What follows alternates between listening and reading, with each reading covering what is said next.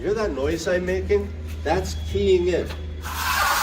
We need to hear that noise because what we're doing is we're pressing that mortar into the little tiny micropores in our substrate, right?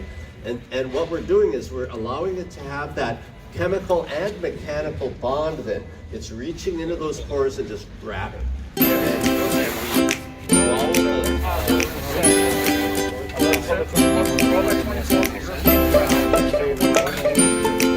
Okay, David, try again.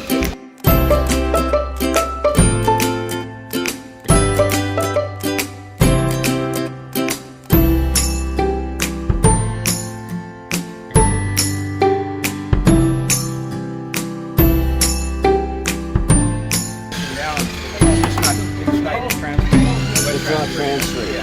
So here, let's try this. You put fresh call marks on there, and then we're going to use this mortar and go back butter this.